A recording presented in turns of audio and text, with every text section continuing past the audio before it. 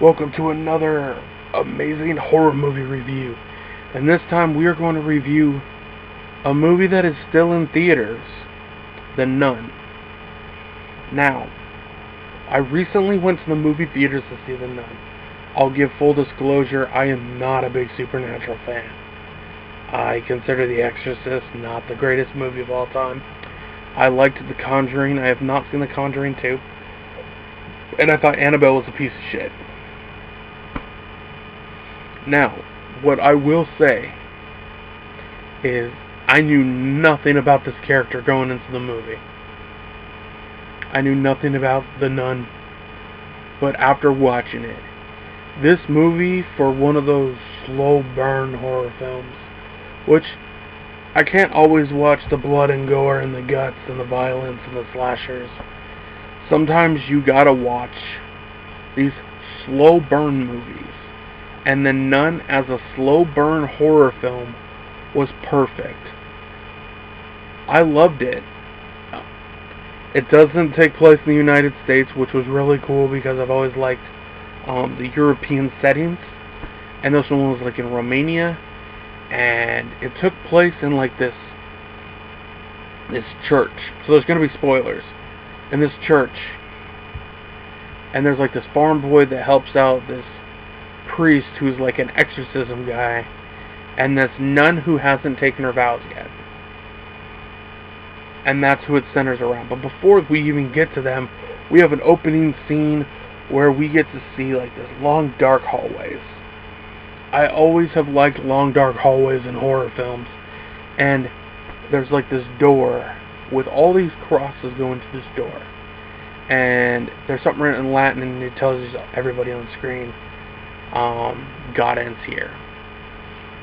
And that completely does everything. That sets the mood.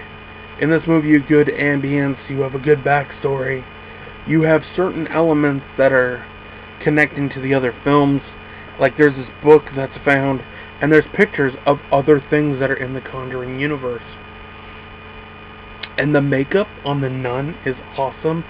And there's just little things that you can see here and there. Like there's a statue of Jesus, but the head got decapitated. And there's misdirection in different corners. The movie is done really well. And I love it when there's... Because nowadays when they do movies, horror films, they tend to just do quick jump cuts and go the cheap way. This was kind of an homage to like Hammer films, Universal era.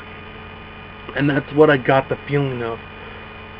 James Wan is so good at crafting like a universe, the Conjuring universe, that it really just was a throwback to old school horror films, which to me was fucking awesome. Because I love different styles of horror films, and this one just kind of had great ambiance, misdirection, little things that you see, and it just felt very old school black and white. This movie could have been in black and white, and it would have been just as powerful as it was when I was watching it on screen. It was a really good horror film. And I'll give them credit. And all throughout the movie you find out about these relics. They're looking for... They figure out the nun isn't really a nun. She just takes the form of a nun because she is an all-encompassing evil being that came from the ground. And what they use to defeat the nun is the blood of Christ.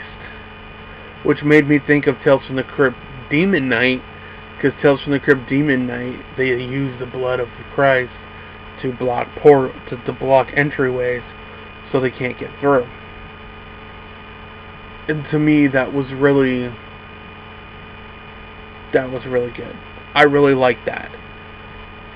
I think The Nun, I'm trying not to really spoil the film, but there's scenes that connect it to the beginning of The Conjuring.